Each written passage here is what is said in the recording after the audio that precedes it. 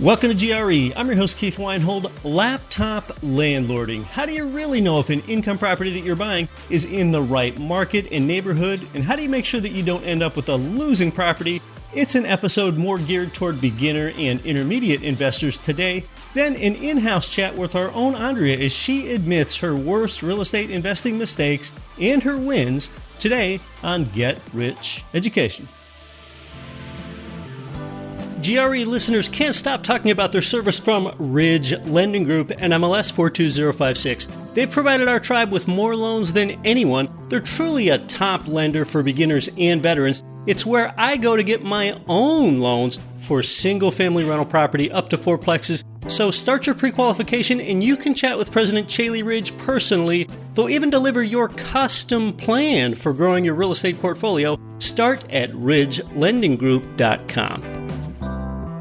If you're looking to grow your passive income from real estate, pay attention. My Property Stats is a deal analysis tool developed by an active investor to cut the time it takes to analyze any deal by over 90%. For any real estate class, you can calculate the exact price to pay to hit your cash flow and IRR goals. Build a world-class pro forma. Calculate the most you should pay for a renovation. Run multiple scenarios with a comparison tool and more. My Property Stats is the all-in-one toolkit for real estate investors. That means more deals, more cash flow, and more returns. Go to mypropertystats.com/GRE now and use the coupon code GRE to get 10% off your first year. That's just $90 a year for a tool that can save 10 hours per deal. No more spreadsheets, no more juggling multiple files. Use coupon code GRE to get 10% off at mypropertystats.com/GRE. Knowing the difference between a turnkey provider and a vertically integrated rental property company can cost you hundreds of thousands of dollars over the life of your investment. Some companies sell you a property they don't own, renovate it with contractors they don't control, refer you to a property management company they don't manage, all in multiple markets because they can't source enough inventory.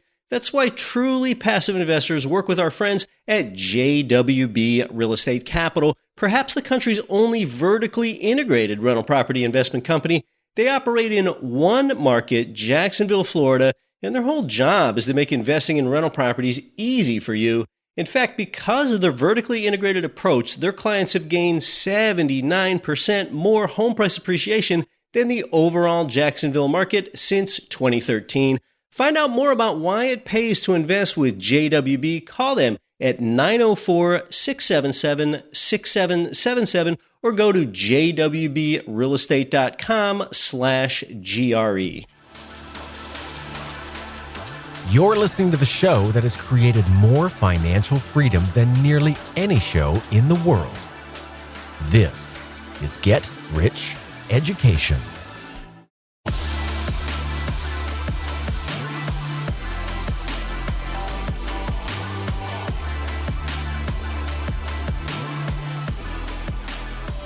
Welcome in to GRE from Tashkent, Uzbekistan to Kent, Ohio, and across 188 nations worldwide. This is Get Rich Education. I'm your host, and my name is Keith Weinhold. I am not going to help you live below your means. Here, we are helping you grow your means and live the best life that you practically can. It seems like they don't want you to do that. They don't want you to think that you can. And at times, this can be counterintuitive. You want to increase your expenses. Yes, because that helps ensure that you get a world full of experiences and options in your one and only life on earth. Yes, you heard it right. Increase your expenses and not live a small life. Whoa, how do you responsibly do that? Well, first, the amount that you increase your income through cash flowing properties is greater than the amount at which you increase your expenses. That is how you grow your means. Alternatively, living a small life is a choice. And speaking of counterintuition and even paradox, I am helping you move from the side where high inflation hurts you over to the side where high inflation benefits you. And I've been talking about that particular thing right there, getting you positioned years before high inflation hit. And then near the beginning of last year, we had almost reached a turning point then. That's the time where I was in Scottsdale, Arizona. I was collaborating with Ken McElroy in his studio there. And before we turned on the video cameras, we discussed what we were going to talk about for the audience. And I wanted to discuss profiting from inflation. So that's what we delivered together. But yet, at that time, we still hadn't had substantial inflation, and we really hadn't had substantial inflation for decades, even at that point, and then we got it shortly afterward. And by the way, do you know what the CPI rate of inflation was back then in January of 2021? So really not all that long ago. Do you have any guess what the inflation rate was then? Inflation was 1.4%. Yeah, just a forgettable 1.4% back at the beginning of last year. And well, of course, now 8% plus inflation has become a profit center for you because you're a savvy borrower. And when it comes to real estate pays 5 ways, and people look at the market, some investors, they wait to get this timing just right before they put more property in their portfolio. Sometimes I just don't know what they're waiting for. Say that you don't like today's higher mortgage interest rates, which are really now pretty close to long-term average interest rates. Well, if mortgage rates drop, then you know what? Inflation probably dropped as well, because interest rates and inflation are positively correlated. So right now, with higher rates, which is a negative to you, you've also got higher inflation, which is a positive to you, a positive to real estate investors. There is rarely, if ever, a time where all 5 ways that real estate pays are at a simultaneous high. I mean, if you wait for that, you might be waiting for a decade or more to get into the market if that phenomenon ever happens at all. So GRE listeners have a more holistic approach to real estate investing. You've got that longer term vision, understanding all the ways that you're paid. And of course, unlike other nations in the world, Americans can refinance their mortgage when rates drop. Understand that you having a 30-year fixed rate mortgage as well, if you have that, this is a lot like a tenant that benefits from, say, San Francisco's rent control. Okay, their rent cannot go up. Well, when you're an investor, even if you own a primary residence, your principal and interest payment cannot rise. So you have the same benefit as a renter with rent control. Well, yeah, I've seen this term laptop landlording floating around the media lately. It's not a term that I am used to using, but let's talk about how you go ahead and you find the right market and the right team and the right income property for yourself. Therefore, this is really more of a laptop market and property research than it is laptop landlording, perhaps. Let's talk about how I shop for property remotely. You need to be able to recognize the character of a good market. You need to have a good relationship with the property management. And you need to have a good level of confidence in the market's outlook for job and population growth. And these are things that move really slowly. When you're interested in doing some independent research in finding an income property, well, sure, there's a mainstream source like, say, CNBC. And CNBC has their own real estate page that you can visit. That's really more of what I would call housing market news. So let's get more granular than that here. Atom Data Solutions, that can be worth an online visit. It's spelled ATTOM. There are tons of real estate analytics there like property tax and deed and mortgage, foreclosure, environmental risk, natural hazard, neighborhood data, all that and more over there at Atom. Redfin is another one. CoreLogic is a good data source. CoreLogic maintains a useful single-family rent index that you hear me cite here on the show at times. For apartments and their rents, check out Zumper.com, and they update their Zumper rent report monthly. It shows 1 and 2 bedroom apartment rent growth. Altos Research, spelled ALTOS, that's another good source of real estate statistics. Some other ones are sources you've heard me mention before, like John Burns Real Estate Consulting and Neighborhood Scout, when you really want to get granular down at that neighborhood level. Now, a lot of those that I just mentioned right there, they are services that you have to pay for. But if you're doing this at scale, then some of those subscriptions could be more like an investment than an expense, brother.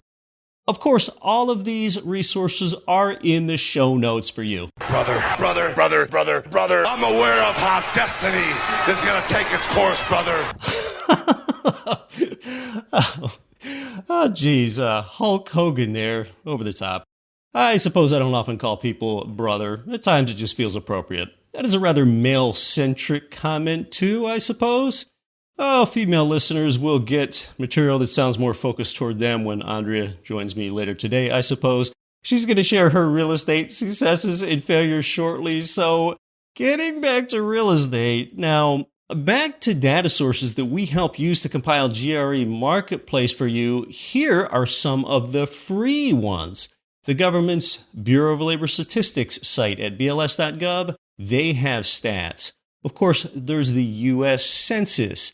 And now that government information there, that is free, but it's not always user-friendly or visually appealing. But one way to get that is with the FRED data. Why I really like this and why I'm often talking about this FRED stuff, Federal Reserve Economic Data. What it does is it aggregates a lot of those boring-looking government sites into something that's visually appealing, it's easy to use, and FRED has these uniform-looking interactive charts that I really suggest. And some people think that FRED only shows you the national picture and national data. Oh no, they have an entire economic series for individual metro areas like Indianapolis, Birmingham, Jacksonville, Cincinnati, at least hundreds of them. And they will show you each particular metro area's GDP, population trend, unemployment rate, per capita income, housing inventory, median days that a home has been on the market. Yeah, for that particular metro.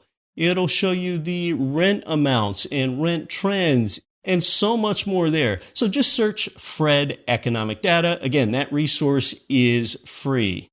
Now, when you're doing your research, you've got to avoid the danger of oversimplification and overgeneralization. Keep that in mind if you choose to do any independent research. Like, let me ask you right now, do you live in a high crime neighborhood? I hope you don't. You might, but you probably are not living in a high crime neighborhood. Now, if you live in a safe neighborhood of a sizable city, then let me ask, is there crime elsewhere in your city? Are there perhaps even a few high crime areas of your city? Yeah, if it's a sizable place, there probably is. Well, sometimes I hear people say something like, well, I read that Memphis has high crime, so I'm not going to invest there. Well, where in Memphis is there high crime? High crime isn't spread evenly across a metro. People tend to overgeneralize. You know that there are certain parts of your own city that are good and that are bad. The city that you live in, that might even have a high overall rate of crime, but yet you can live in a safe, clean place. So people inherently tend to know this and be mindful of this when it's their own city. But yet when it comes to talking about another city that they've never lived in before, there's this predisposition to coloring the entire city one color. Well, with that in mind, of course, another free resource is Google Street View. I don't think I have to explain that one to you. Now, for long-term rentals, when you're using something like Google Street View, you got to be mindful that you typically don't want a beautiful neighborhood, or it's not going to be profitable for you because rents are only a little higher than the average neighborhood, but yet property prices are substantially higher in a beautiful neighborhood. So on Google Street View, for a long-term rental, you might look for these subtle signs of safety. For example, do residents on the street that you're thinking about buying property on, do they mow their lawns? Is there garbage strewn about the street? Or instead, is there some evidence that residents are pulling back their trash can from the curb after it's picked up? So these are some small pride of ownership symbols that can tell you more about a neighborhood. After all that, let's say that you're still not sure, that you haven't bought property out of state before and you want to buy income property from your laptop. Let's say you want a higher confidence level still about remote property buying. What if you could ask someone in that local area, on that street, to go physically look at the property? Or let's say you want something more than Google Street View. Let's say you've got a reason even to be suspicious about an area and you just wish you could spend, say, 30 minutes on that street on a Saturday night at midnight to ensure that it's a quiet neighborhood. Well, how are you going to do that from hundreds or thousands of miles away? The answer is a service like WeGoLook.com and the WeGoLook app. They have over 20,000 of what they call lookers, which are agents really. They call them lookers though, and it dispatches these people on the ground in that local area to verify claims made by internet sellers about their assets or their property. So you can use something like WeGoLook beyond real estate as well. Say if you want to go check on a piece of equipment, you can leverage their global on-demand workforce to gather and validate information anytime, anywhere. And when your knowledge goes up like this, your risk goes down. Now, I've never used WeGoLook. I just haven't been that suspicious about something, though I know some people that have used WeGoLook. But let's say that you or someone does use WeGoLook and that's satisfactory. And after all that, you still think, well, I'm not 100% sure that my income property is going to be a winner. Say that you're just 98 or 99% sure that it's good enough. Well, I don't know that you're ever going to get that last 1 or 2% toward perfection. You won't. Investing involves risk, just like most anything in life. So an ironclad guarantee of big profits just isn't realistic. Now, to leave laptop landlording for a moment, most any turnkey real estate company offers tours, something that you would not be doing from your laptop. In-person tours, they can be done once your laptop and your iPhone due diligence are exhausted. If you really want to go that far, you could. Most properties that I own are ones that I have never seen in person. Of course, also, when you're under contract to buy a property, you're going to have that independent third-party home inspection done. That's another layer of protection. You can find an inspector through an online search. The inspection helps ensure that you don't buy a defective property.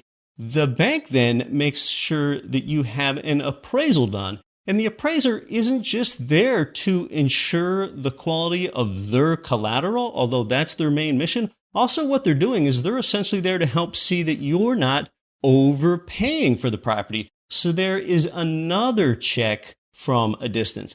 Think about that appraisal that the lender requires be done. You know, banks don't make the borrower visit the property in person. A bank doesn't make you go see it in person. A bank is going to lend you 75 to 80% of the property value without you having to be present.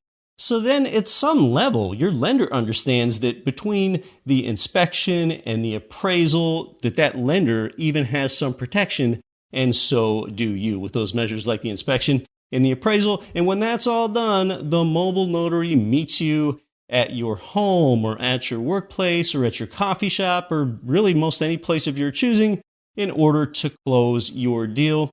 Now, those resources that I talked about earlier are some of those behind-the-scenes steps that we undertook to build, GREmarketplace.com. And then additionally over there, Aundrea video interviews the property manager for each provider on the GRE Marketplace site. This week, GRE has somewhat of a makeshift studio as I am here in beautiful upstate Pennsylvania today. The fall colors are out in this heavily forested region. In fact, William Penn, the founder of Pennsylvania, named this state Penn's Woods. That's what Pennsylvania means, Penn's Woods. Speaking of Aundrea, she's coming in here with me where you're going to learn from her top real estate failures and successes. That is straight ahead, brother. Brother.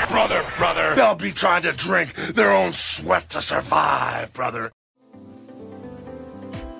Hey, my friend Damian Lupo informed me that checkbook IRAs have been made illegal by the U.S. tax court. If you have a checkbook IRA, your holdings are now disqualified with taxes and penalties up to 50%. But don't panic, Damian and the EQRP company can fix this. those IRAs can be converted into EQRPs retroactive to last year, getting those tax deductions and reducing your taxable income. In this way, you can invest your 401k or IRA in real estate, Bitcoin, gold, and even your own business. So whether you're a full-time investor or retired or even a dentist with dozens of employees, if you're listening, you qualify, the EQRP works. It's the solution. You'll control your money, kill UBIT, and pay way less taxes. To learn more about this strategy and free up your retirement money, get the newest EQRP special report. Text GRE to 307-213-3475. That's text GRE to 307-213-3475. You can get a 50-year-old house somewhere or buy a new one directly from the builder with tenant-resilient amenities already built in. With over 3,000 Florida units at different construction stages, they are exclusively for investors.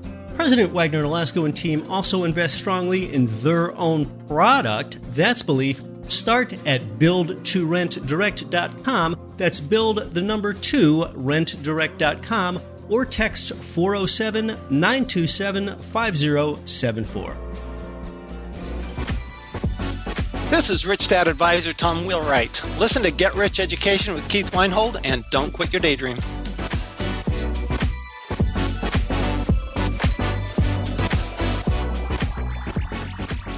I'd like to welcome in my right-hand person here at GRE, Aundrea Newbern. You can also think of her as the woman with all of the letters behind her name, more than I have. She is the COO of GRE. She has her MBA. She is a licensed agent, therefore an NAR member as well. And that's just so different than me. I'm still trying to come up with the best title for myself. Shaved mammal, maybe something like that. I do have my BA in geography and regional planning. About a third of the way through graduate school, I was going after my master's in geography. I dropped out thinking I had enough schooling. And I think it turned out that was probably the right decision for me. Aundrea, welcome in. Thank you. You make me sound smarter than I am. I appreciate it, but definitely make me sound smarter, Keith. Well, we're really here to borrow from your experience more so than talk about formal education today and being an active real estate investor for years like you have been. You have both some successes and some failures in real estate, just like any active real estate investor will. And really, I think the mistakes are where the lessons come from and the successes are why we do this. So talk to us about that. In my years, most of my bigger mistakes were made at the beginning of investing, which I think is pretty common. But sure, there's been a couple that I've made more recently, and I'll talk about that. If I had to pick my top three, probably the first would be not properly evaluating a property during due diligence. So earlier in my investing career, I had an instance where I did not properly look at a property to make sure that it was high enough as far as elevation from the properties around it. And it actually kind of sat in a basin. It was my first purchase that was not a single family. So it was a 4-unit property. And the day I closed on it, a hurricane hit and that entire property flooded. So if I had actually been a little bit smarter and looked to see, okay, here's the elevation on both sides, there's an opportunity for something to happen if we had a very rare occurrence like a hurricane, that would have never happened to me. And it did cost me a lot of money at the time. Gosh, actually, there's more of a parallel there with something that I had happened to me. The first full day I ever owned a fourplex building, we actually recorded on one day. And then the next day, the first full day that I owned it, one of those fourplex tenants barely knew how to get a hold of me, but I did leave them with my phone number. She got a hold of me that her old water heater was leaking all over the place. And I had to replace that my first full day. So it's similar because it was another sort of water problem. Was there anything there that might have tipped you off had you not been a new investor in that instance, Aundrea? Maybe where you saw something that had to do with floodplain information in the closing documents or anything like that? Actually, no. So this home was not in a flood area. It did not have a history of flooding because that has to be disclosed. There was none of that. There had been no insurance claims. So nothing that would have tipped me off other than actually sitting back and looking at where the property was, and the two beside it were higher. So if I had just opened my eyes a little bit better, I would have realized this. That's interesting. And insurance didn't help you out there.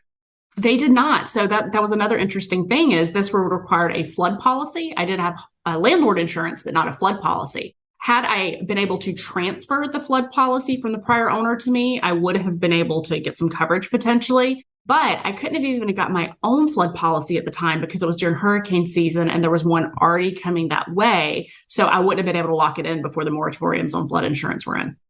Well, sometimes the worst stories make for the best lessons. What else do you have there as far as real estate failures?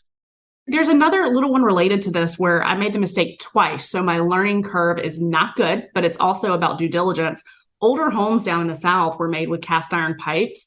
And when I first started as an investor, I didn't get the pipes scoped to make sure they weren't corroded if they were, 40, 50 years old. And so I had two different properties that I ended up having to do a full replacement of the pipes underneath the home on a slab. And I did it back to back with two properties. So learning curve's not good, but now I know to get those scoped. And those are little things you don't think of necessarily until you're a little bit more experienced investing.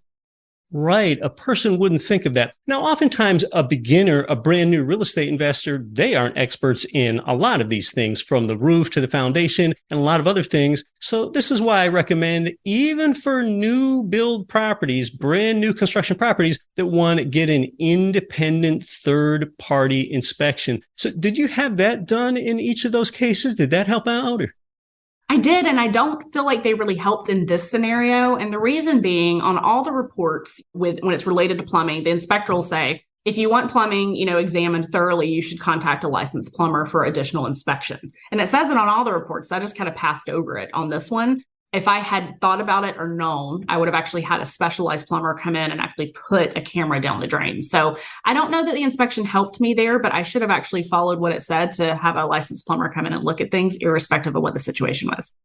Yeah, that's a good lesson. And in my experience, I always have the third-party inspection done. There have been times where I've decided not to close on a property because of some of the inspection findings for what I'll call that general third-party home inspector. I have had instances where that general home inspector, they're pretty knowledgeable if they're experienced, and they typically have some letters behind their name, though not as many as yours, Aundrea. But oftentimes that third-party inspector, they might say something like, I'm not a foundation expert, but I see a potential problem with foundation settling there. So I recommend a separate independent specialist, a foundation inspector, come out here. Or I've also had that recommendation with general inspector looking at the furnace and saying, oh, what I think you should have a separate mechanical inspection. And I can refer you to a good person. So oftentimes that can be a good thing to follow up on, just another form of cheap insurance. But sometimes you're in the heat of the deal and you just kind of want to get closed and you have these other timelines that you're thinking about. And it can tempt one to want to close sooner than they should sometimes. Yep, absolutely. I've been guilty of that myself. So for sure.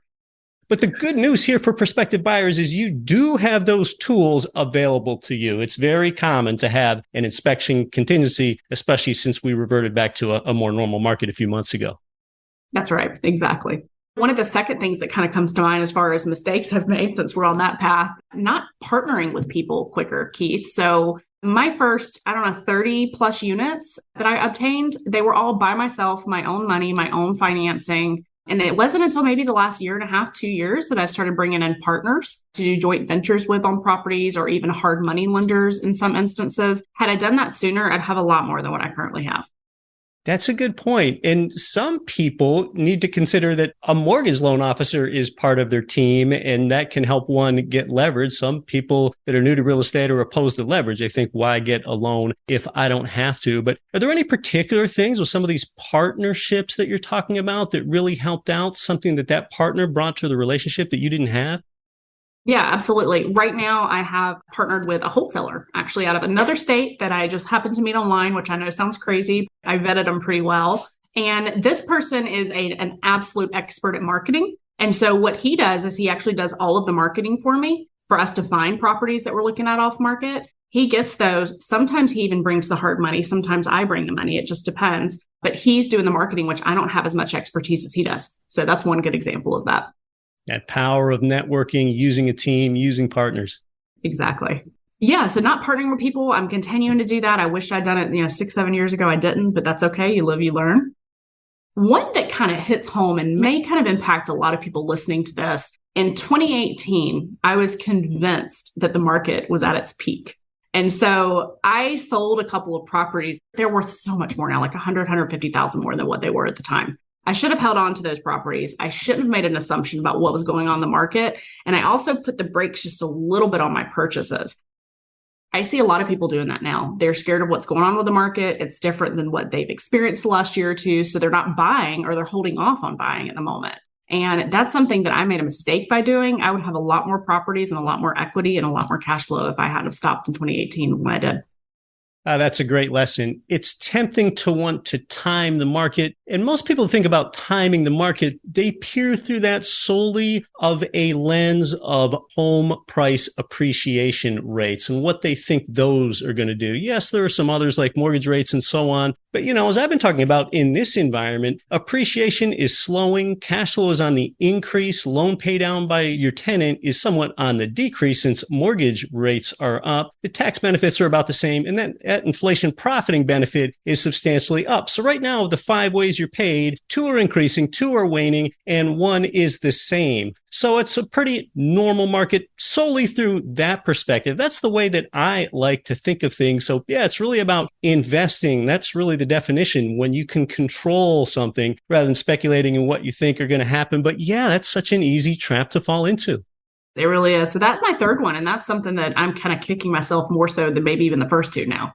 Right. Waiting typically costs someone in income property. So with those being the failures, the mistakes you've made, the things you wish you could go back and change, which are great. That's where we get the lessons. Let's talk about some of those successes and the reasons for doing this. And yes, a lot of times they are selfish, and there's nothing wrong with being selfish. Being selfish is not fallible all the time. In fact, you need to take care of yourself before you can take care of anyone else. Let's talk about why we're doing this and some of the good successes you've had. So I think one of the things that I've been able to do really well over the years is find the right partners. You touched on this a bit when we talked about kind of mistakes that we've made. I did make some mistakes with partners at first, but I quickly learned how to vet properly. So do my analysis, make sure, if it's a vendor, for example, that they're licensed, they're insured, ask for references, get a contract. But having the right partners really is key, especially if you're investing in somewhere that you don't live in that local market, which I know a lot of us are. So that's one of the things I've done well. I've got my team in place in the areas I invest in, and things just kind of run. It's just a wheel that keeps moving. Being a quality person attracts other quality people. Oftentimes a best practice in formalizing that in DocuSign. It might feel awkward just in drafting a DocuSign document. Oftentimes you and your partner, you find out something that you hadn't previously discussed before. That's absolutely right. You got it. All right. So somewhat turning a failure into a success there with learning how to be a better partner and vet better partners. Yep. So that's my first one. The second thing I think I've done a fairly good job of is having a good mix across my portfolio. And what I mean by that is I do have mostly single families, and I have a strong preference for that for a lot of reasons. But I've also mixed in a few multifamily with there. And then I've mixed kind of my strategy with my rentals. So I have a lot of long-term unfurnished rentals, which I like the most. But then I have a few short-term, which bring me a lot of cash flow, higher risk, but more cash flow.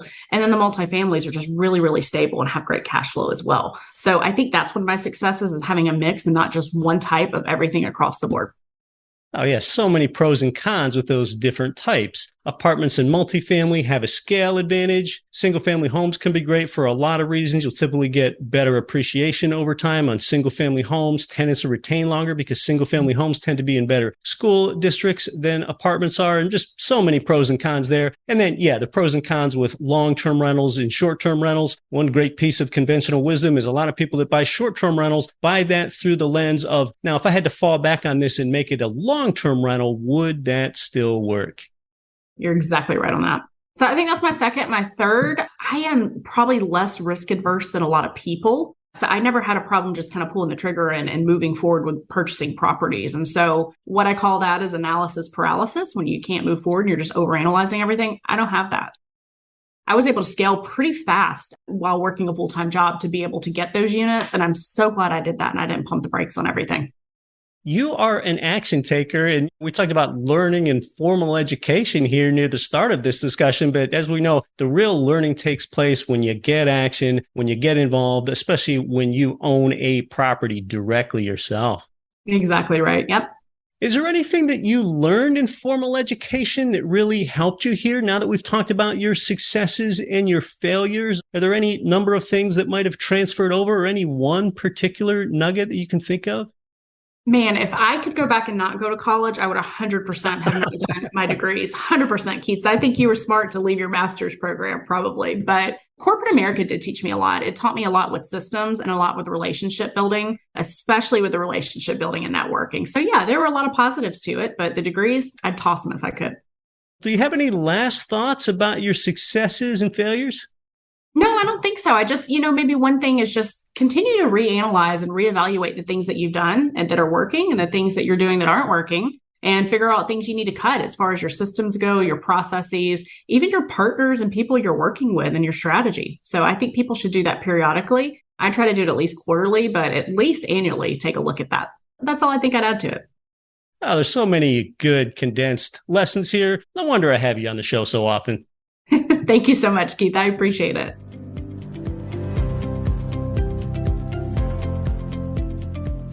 Oh yeah, good lessons and discussion from Aundrea. The Indian entrepreneur Gautam Adani just became the world's wealthiest person at about $150 billion of net worth. He was a college dropout. He built his fortune largely on coal and ports. Yes, he recently passed Bezos and Musk on the world wealth list. The point being that a high degree of formal education doesn't correlate as closely with a high income as a lot of people think. Now, you might need high credentials and training for some professions like medical or legal, but I think that by now you've heard of that enduring quote from the late business philosopher Jim Rohn. He said, "Formal education will make you a living. Self-education will make you a fortune." Hey, well, have you gotten value from this show? If you have, and you're appreciative of how regularly we recur in your life, publishing valuable wealth building and mind expanding content here every single week without fail for almost 8 years, I would be deeply grateful and appreciative to you if you did one small thing to help, and that is leave an Apple Podcasts rating and review. Just simply use your favorite search engine and search how to leave an Apple Podcasts review, and that'll show you how to do it. Hopefully I've earned your 5-star rating.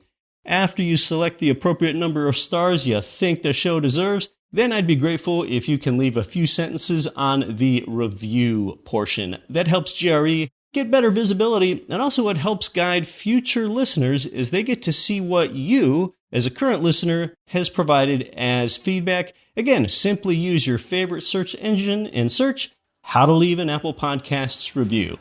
Until next week, I'm your host, Keith Weinhold. Don't quit your daydream.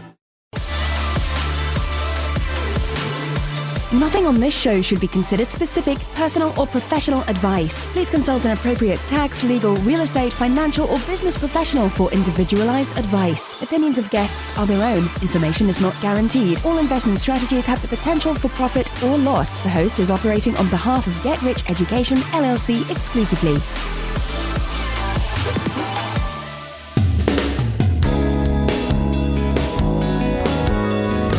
The preceding program was brought to you by your home for wealth building, GetRichEducation.com.